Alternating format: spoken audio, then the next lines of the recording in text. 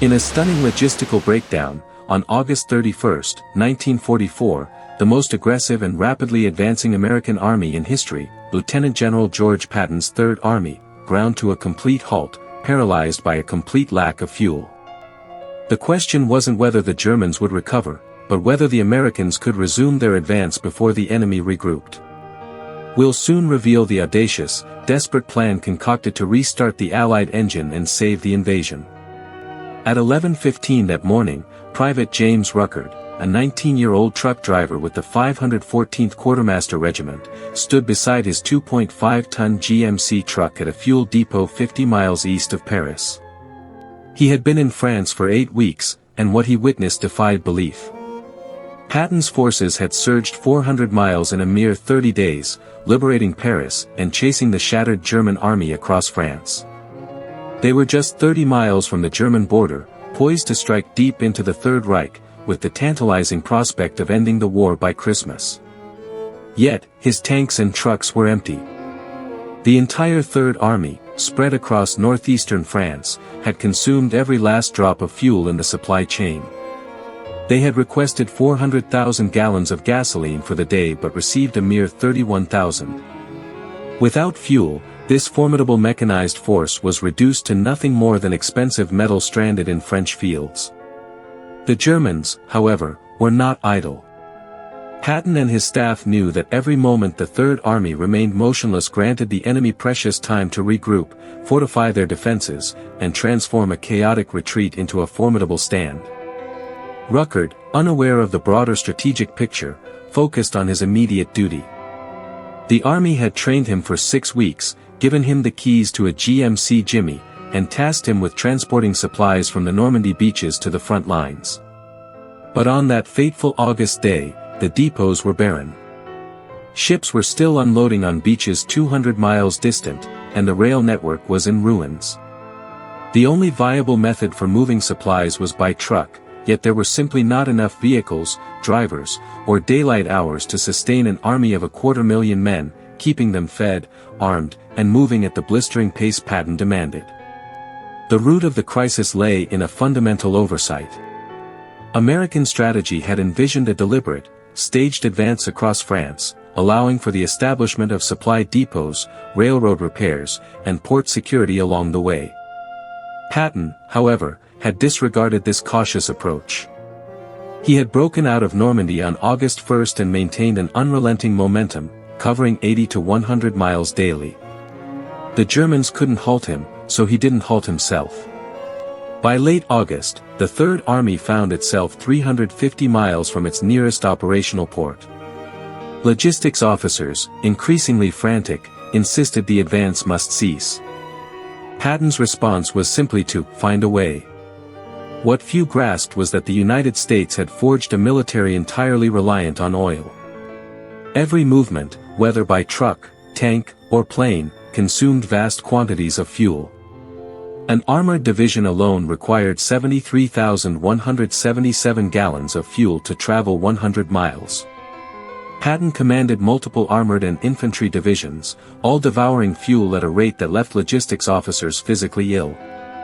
The combined First and Third Armies collectively consumed approximately 800,000 gallons of fuel every single day.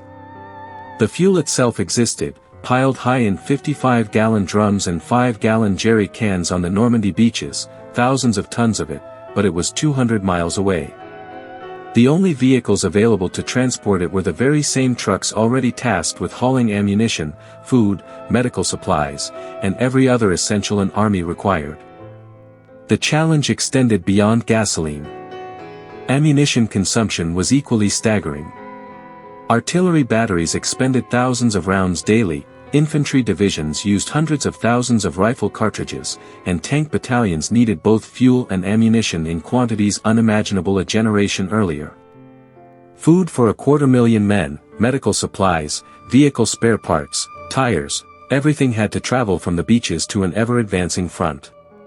Meanwhile, in eastern France, the German First Army was employing a method of supply that astonished the Americans: horses. Not a handful for ceremonial duties, but hundreds of thousands of horses. A typical German infantry division in 1943 utilized 2,652 horses, pulling wagons, artillery, and general supplies. Earlier in the war, divisions had required between 4,000 and 6,000 horses each. The entire German logistics system, from railhead to frontline, depended on these animals, which needed to be fed, watered, rested, and replaced when they succumbed. The German army began the war with 514,000 horses, and by 1944, they had used nearly 2.75 million, with over a million in service at any given time, more horses than Napoleon had employed in 1812, more than any army in history. This reliance on horses was not a strategic preference but a harsh necessity. Germany lacked sufficient oil, trucks, and the industrial capacity to produce trucks quickly enough. So, they used horses, and it was devastating them. A horse could pull a wagon about 25 miles a day before needing rest. A truck, given fuel and a vigilant driver, could cover 300 miles in the same period. A horse consumed 12 pounds of grain daily, regardless of whether it was working. A truck only burned fuel when in motion. A 1943 German infantry division required 53 tons of horse fodder every day. This fodder had to be transported from the railhead to the front, meaning more horses pulling more wagons laden with food for the horses pulling the wagons. The logistics were a nightmare. German planners had calculated that horse-drawn divisions could not operate more than 25 miles from a railhead before the horses spent more energy hauling their own sustenance than military supplies. Beyond this distance, the entire system spiraled into absurdity, with horses hauling food for horses hauling food for horses. The Americans faced no such dilemma. American trucks did not consume resources when idle, did not fall ill, required no veterinarians, and did not panic under artillery fire. They merely needed fuel and a driver. On August 31, 1944, the American Army possessed ample amounts of both. The challenge was getting them to the same location simultaneously. That morning, Ruckert had driven his empty truck from a forward position back to the Normandy beaches.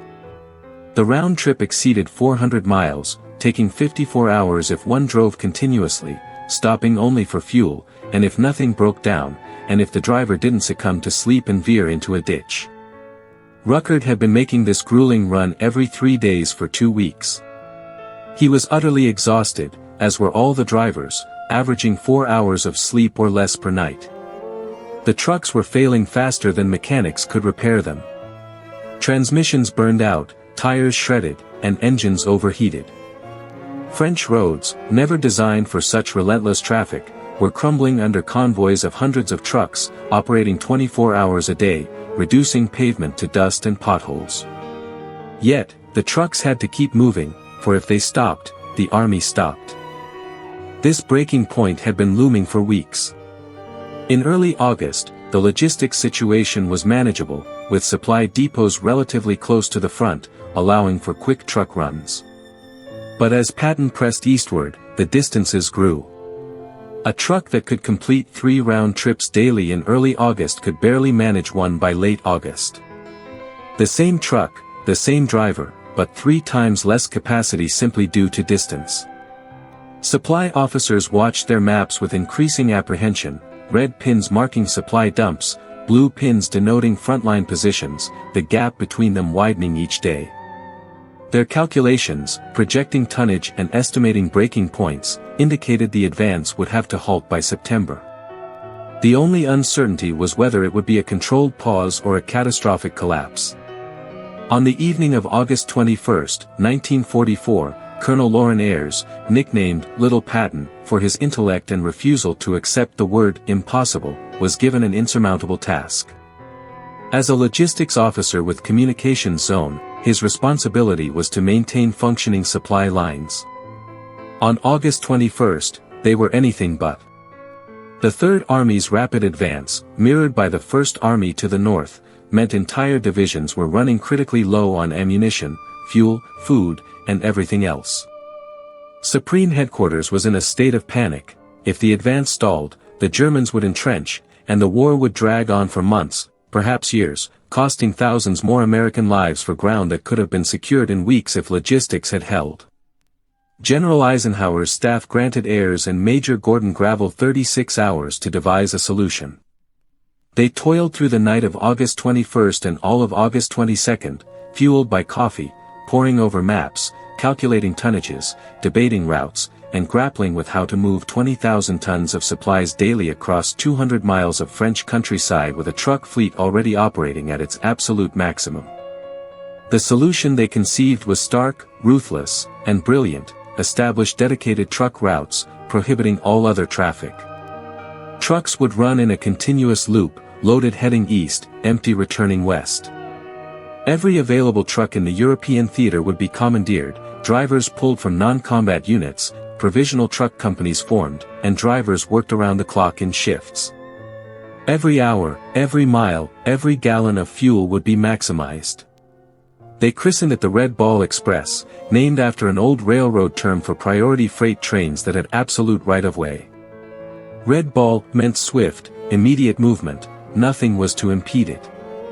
Brigadier General Ewart Plank, overseeing the convoy system, articulated the urgency with a declaration that became the mission and the standard for every driver: let it never be said that a lack of supplies stopped Patton when the Germans couldn't. The organizational challenge was monumental. Ayers and his team had to coordinate with numerous different commands, identify units that could spare drivers, requisition trucks from formations across the theater, and establish refueling points, maintenance depots, and traffic control posts. They had to create an entirely new supply network from scratch in under 4 days. The plan involved consolidating 132 existing military trucking operations into a unified system. Trucks were pooled from across the European theater, some from anti-aircraft units with little action, others from engineering battalions or chemical smoke companies. 10 trucking companies, comprising 340 vehicles, came from anti-aircraft units alone. Military police, including the British Army's first-ever military police battalion activated in December 1942, were assigned to secure the routes and keep traffic flowing. Engineers maintained the roads, ordnance teams repaired disabled vehicles, and quartermaster units managed loading and unloading. It was logistics on an unprecedented scale. The plan went into effect on August 25, 1944. Ayers needed 23,000 drivers. Most units resisted surrendering their men, but Ayers was undeterred. He went from headquarters to headquarters, requisitioning soldiers whose duties were not immediately critical, informing them they were now truck drivers. Many of these men had never driven a truck before, some had never driven anything. The Army gave them basic training, handed them keys, and put them on the road. A striking 75% of Red Ball drivers were black. This was not because black soldiers were considered superior drivers, but because the U.S. Army in 1944, rooted in discriminatory beliefs, deemed black men unsuitable for combat. Consequently, they were assigned to service units, quartermaster companies, transportation battalions, roles that white officers considered safe and non-essential, loading supplies, maintaining equipment, driving trucks. The profound irony was that these men, dismissed as unfit for combat, were about to prove themselves absolutely essential to victory. James Ruckert was one of these men. Hailing from Cleveland, Ohio, he was drafted in March 1943. The Army, seeing a black teenager from an industrial city, assigned him to the Quartermaster Corps. He learned to drive a 2.5-ton truck at a Georgia training camp, shipped to England in June 1944, landed in France in July, and by August, he was driving for the Red Ball Express. The work was terrifying. Routes were marked with signs displaying red balls on circular backgrounds. All civilian and non-Red Ball military traffic was banned, the roads belonged to the trucks. But these roads also belonged to German aircraft, German artillery, and German stragglers who hadn't received the message to retreat. Drivers carried rifles they rarely had time to use. They drove with windshields down, as a glint of glass could draw artillery fire. At night, they navigated by cat-eye blackout lights, offering perhaps 30 feet of visibility, through rain, mud, and darkness so profound that the truck ahead was barely visible. They drove until exhaustion threatened to overwhelm them, then kept driving, because the front needed fuel and ammunition, and if they stopped, men would die. Ruckert witnessed trucks obliterated by German bombs, others overturning on curves as drivers succumbed to sleep. He saw disabled trucks pushed off the road, with no time for repairs, as the convoy relentlessly pressed forward. If his truck broke down, he hitched a ride back and was assigned another. He observed German prisoners of war sabotaging vehicles by contaminating gas cans and saw both French civilians and American soldiers attempting to steal supplies. Gasoline on the black market could fetch $100 per jerrycan, cigarettes and food were priceless. Some drivers grew rich, but most simply kept driving. The dangers were constant and varied. German aircraft, though less frequent by late summer 1944, still posed a threat. Luftwaffe pilots actively hunted supply convoys, understanding that disrupting American logistics was as crucial as destroying combat units. Drivers learned to scan the skies, recognize engine sounds, and distinguish between friendly and enemy aircraft. German stragglers, isolated from their own forces, occasionally ambushed convoys for food and fuel. Some drivers found themselves in firefights, defending their trucks with rifles against equally desperate German soldiers. The roads themselves were treacherous. French highways, built for civilian traffic, were not designed for the punishment inflicted by the Red Ball. Pavement cracked and crumbled under constant heavy loads, shoulders eroded, and bridges weakened. Drivers learned which routes were safe, which bridges could bear a loaded truck, and which would collapse. The weather compounded the difficulties.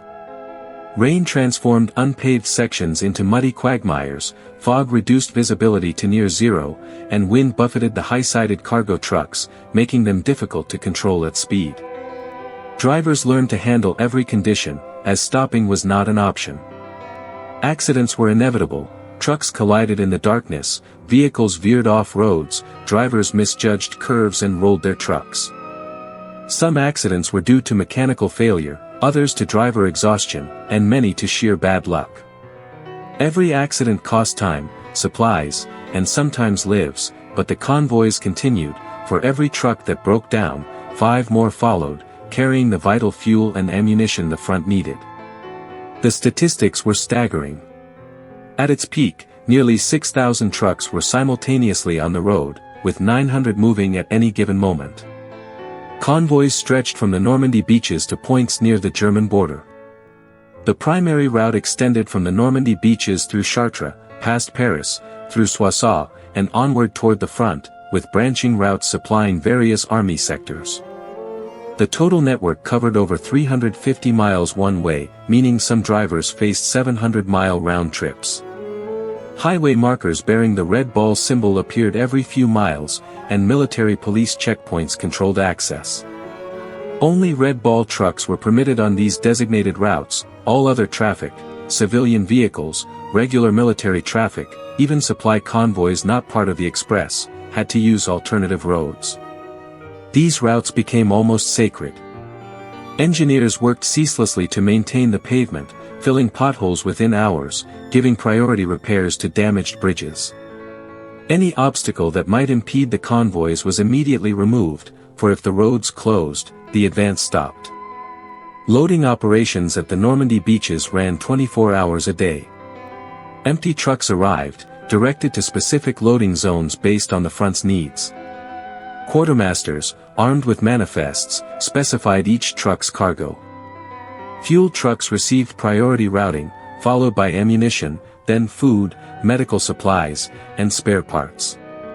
The loading process, though intended to be organized and efficient, was a maelstrom of controlled chaos, hundreds of trucks arriving and departing hourly, supplies stacked everywhere, men shouting orders, attempting to coordinate movements and match trucks with loads and destinations. Some drivers waited hours to load, others were fortunate and loaded immediately. Regardless, once loaded, they were expected to drive immediately, no delays, no waiting for convoys to form, just drive.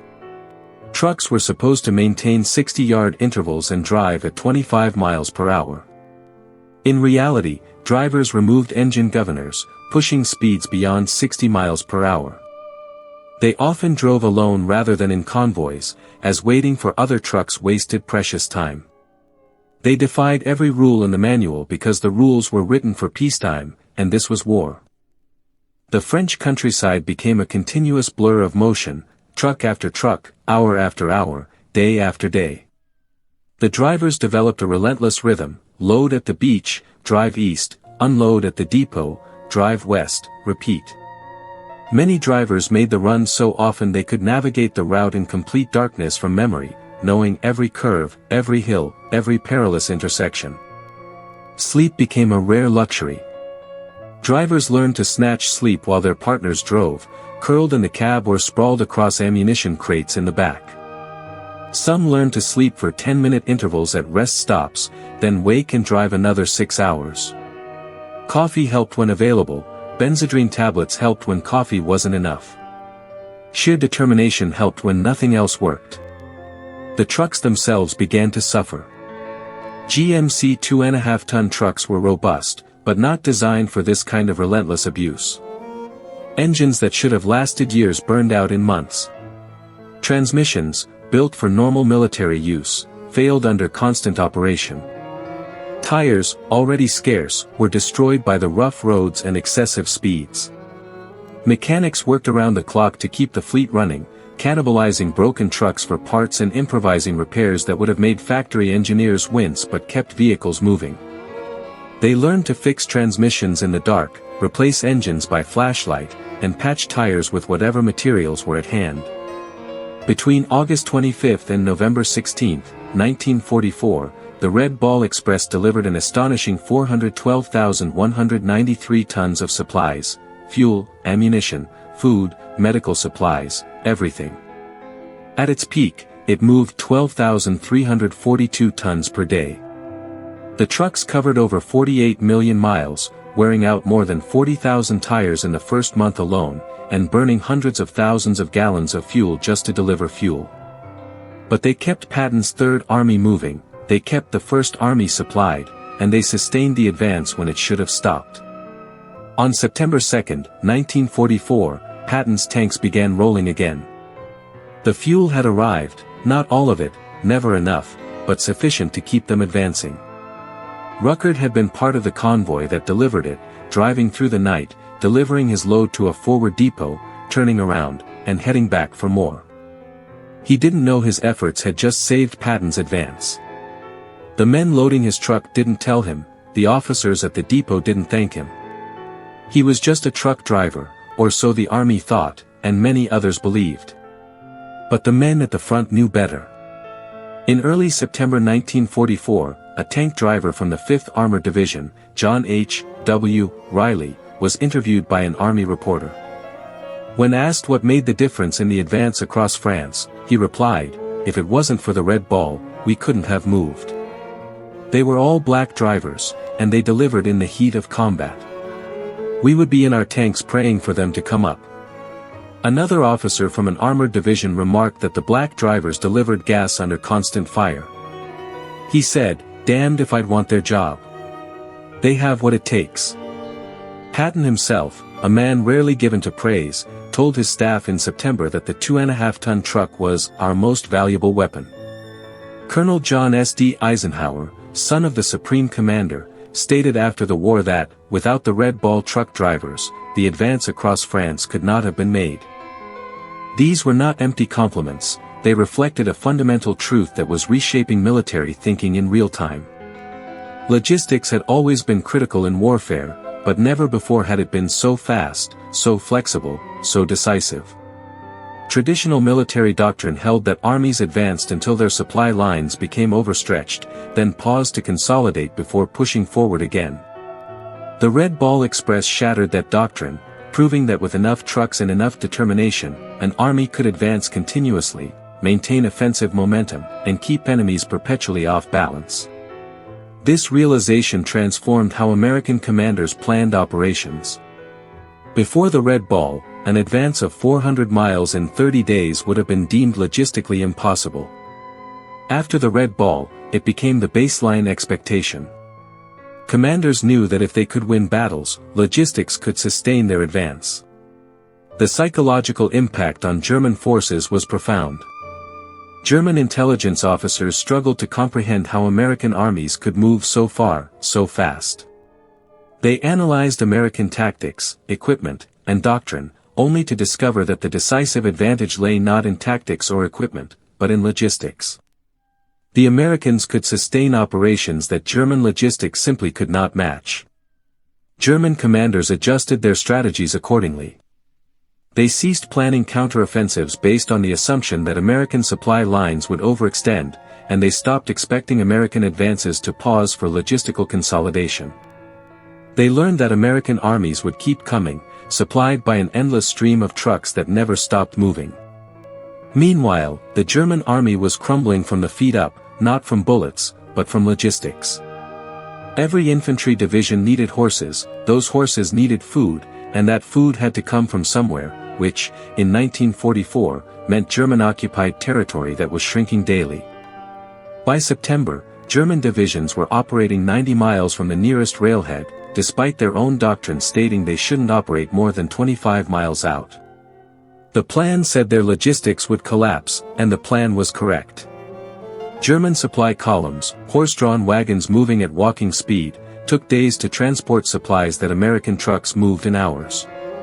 When German units retreated, they often had to abandon equipment because the horses couldn't pull it fast enough.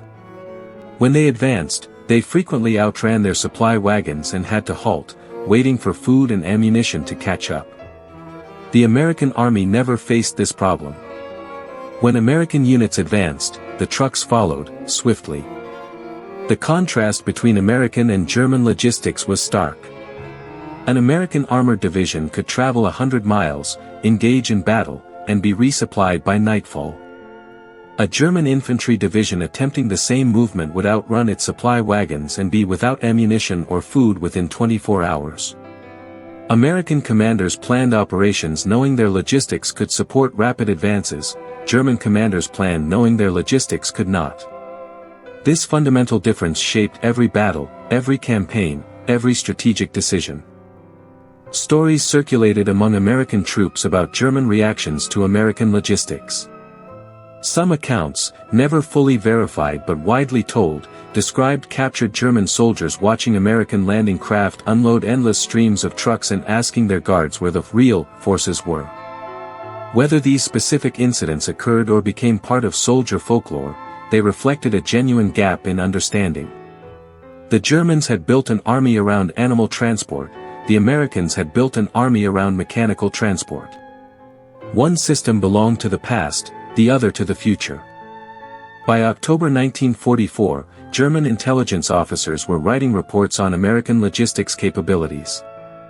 They noted that American supply columns could move at speeds that rendered German tanks and horse-drawn transport obsolete.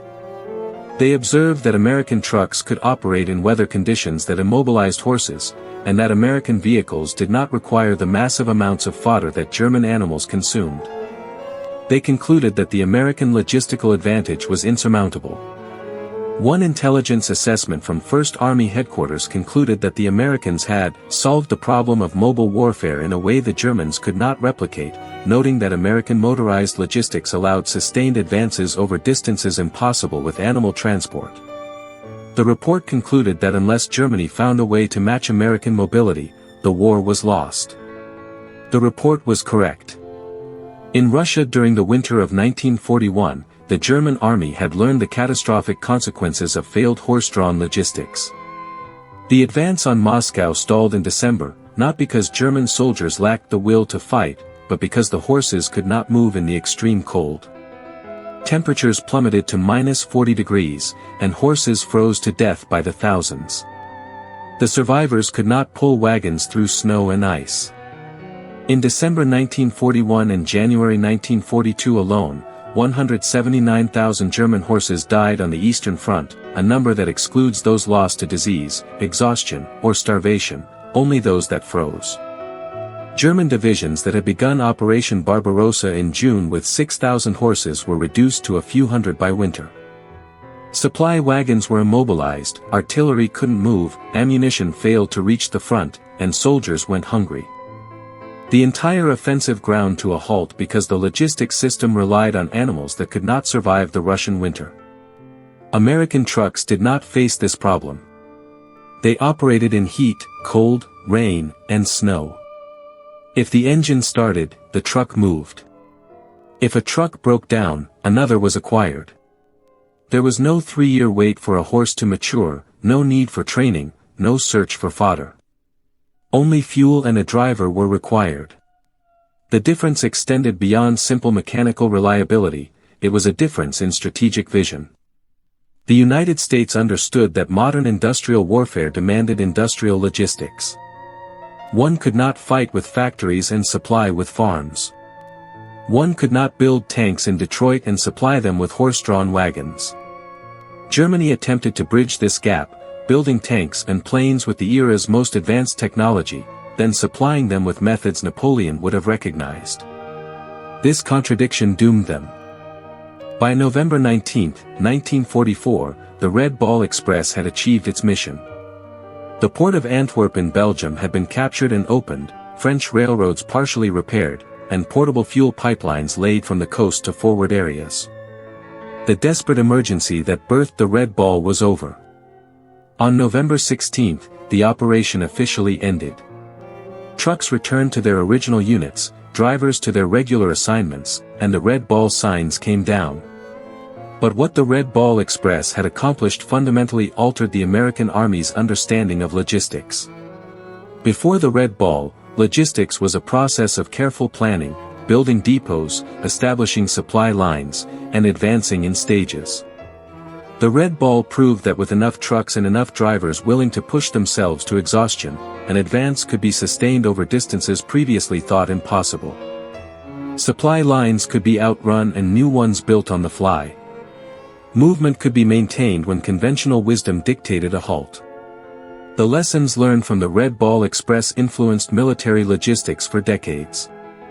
The principles established in those 82 to 83 days, priority routes, centralized control, continuous movement, became standard doctrine.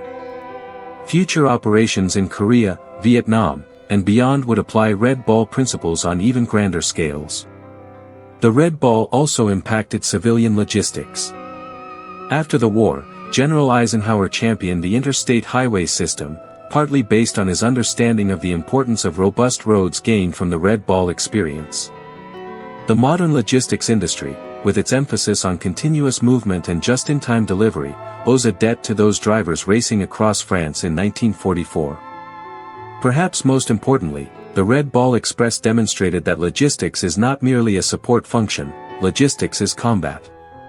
The men driving those trucks were fighting just as surely as the men firing rifles at the front. They fought against distance, against time, against exhaustion. They fought to keep armies moving, to maintain pressure on the enemy, and to end the war as swiftly as possible. Every gallon of fuel delivered meant tanks could advance. Every crate of ammunition meant artillery could fire. Every box of rations meant soldiers could fight. The Red Ball drivers never fired a shot in anger, but they enabled millions of shots to be fired by the men at the front. The Germans never grasped this vital lesson. They entered the war with an army that moved on horses and ended it the same way. In 1943, of 322 German divisions, only 52 were motorized. By 1944, of 264 combat divisions, only 42 were motorized, the rest relied on horses. At the war's end in 1945, Germany still had over 1 million horses in military service. The United States entered the war in 1941 with a plan to motorize everything. By 1944, every American division had hundreds of trucks. The entire logistics system, from the factories in Detroit to the front lines in France, ran on wheels and engines. The difference wasn't solely industrial capacity, it was strategic vision. The United States understood that modern warfare demanded modern logistics. One could not fight a mechanized war with animals. One could not sustain rapid advances with supply wagons moving at walking speed. Trucks were essential. The men who proved this were not generals or engineers, they were 19-year-old kids from Cleveland, Arkansas, and Georgia, most of them black, most of them assigned to jobs the Army considered unimportant. They drove trucks for approximately 82 to 83 days and irrevocably changed the war. James Ruckert survived the war, continuing to drive trucks through France, Belgium, and into Germany. He witnessed the war's end in May 1945 and returned to the United States in December 1946, going back to Cleveland. He rarely spoke of the Red Ball Express. When asked about his wartime service, he simply said he drove a truck. He didn't mention the 54-hour round trips, driving at speeds exceeding 60 miles per hour on blacked-out roads with German artillery in the distance. He didn't mention seeing trucks explode, the exhaustion, the fear, or the absolute certainty that if he stopped, men at the front would die. He just said he drove a truck. Ruckert returned to a Cleveland that, despite the war, had changed little. Jobs remained segregated, neighborhoods divided.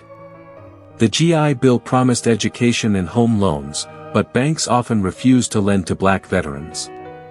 Employers who had desperately needed workers during the war reverted to preferring white applicants.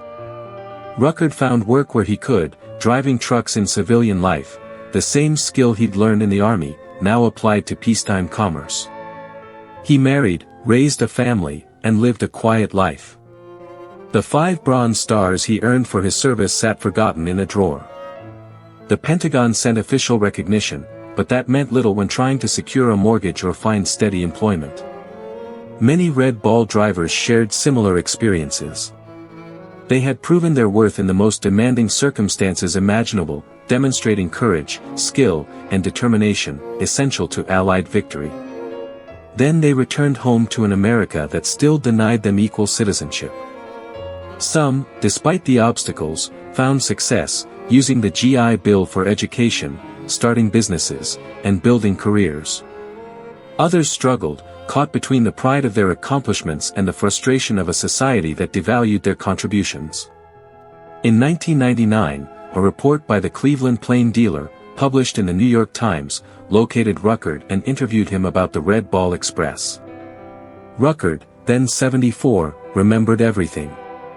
He recalled the cat-eye lights that barely illuminated the road, his fear of being killed, and General Patton's insistence that they drive, day and night, if that's what it took. He remembered trucks breaking down, being fixed, and running again. He stated, "We hauled anything General Patton needed. We took supplies all the way to the front line. Back and forth. Back and forth." The interview was one of the first times Ruckert had publicly discussed his service. By 1999, enough time had passed that people were finally interested in hearing these stories. Historians were beginning to recognize that the Red Ball Express was more than just a logistics operation, it was a powerful demonstration of what Black Americans could achieve when given the opportunity. Ruckert died a few years later, having finally received some recognition for what he and his fellow drivers had accomplished. But for most of his life, his contribution to winning the war had gone largely unacknowledged. Washington Rector, another Red Ball driver from the 3916th Quartermaster Truck Company, remembered the discrimination. He said, "You accepted discrimination. We were warned not to fraternize with whites for fear problems would arise. The races were kept so separate that decades later, some white veterans were unaware that most Red Ball drivers were black." One white veteran recounted to a historian that he had driven for the Red Ball. The historian asked why he wasn't black. The veteran, genuinely unaware, did not understand the question. This separation, this invisibility, meant the Red Ball Express never achieved the fame of combat units. There was no movie about it until 1952, and even that film was largely fictional.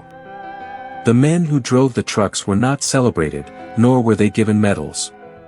Most went home, resumed their lives, and received no thanks. But the Army knew. The logistics officers knew. The generals knew. Without the Red Ball Express, Patton's Third Army would have halted in September 1944 and remained stalled until supply lines caught up. This would have granted Germany months to rebuild defenses, fortify the West Wall, and redeploy divisions from other fronts. The war would have lasted longer, more Americans would have died, and more Europeans would have suffered under occupation. The Red Ball Express shortened the war, not by winning battles, but by making battles possible, by keeping armies moving when they should have stopped, by proving that logistics, boring, unglamorous logistics, could be as decisive as any tank or aircraft. The German army never understood this. They viewed logistics as a support function, something that followed combat troops. The Americans understood that logistics was combat. If your supplies move faster than the enemy's, you win. If your trucks can go anywhere in any weather, you win. If your drivers are willing to work until they collapse, you win. The Red Ball Express wasn't merely about trucks, it was about the men who drove them, men told they weren't good enough for combat, men who proved they were essential to victory, men who drove through exhaustion, fear, and discrimination because the job had to be done, and they were the ones doing it. This fundamental difference in how the two armies viewed logistics reflected their distinct military traditions. The German tradition emphasized the decisive battle, the brilliant maneuver, the knockout blow. Logistics was important but secondary, the real war was fought by infantry, tanks, and artillery. Supply was merely support. The American approach, forged in the industrial crucible of World War II, recognized that modern war was as much about production and distribution as it was about tactics and strategy. One could not win by fighting if the enemy could keep fighting longer. One could not achieve brilliant victories if armies ran out of fuel before reaching their objectives. This was not just a theoretical difference, it had practical consequences on every battlefield. German commanders planned operations around logistical constraints. They had to, as their horses could only move so far and carry so much. American commanders planned operations around strategic objectives, confident that logistics would support whatever they needed to do. The contrast was evident in how the two armies handled setbacks. When a German offensive stalled, it often remained stalled. Their logistics system could not adapt quickly enough to redirect supplies to a new sector. When an American offensive stalled, logistics could redirect truck convoys overnight. What had been a secondary effort could become the main effort within 48 hours, fully supplied for success.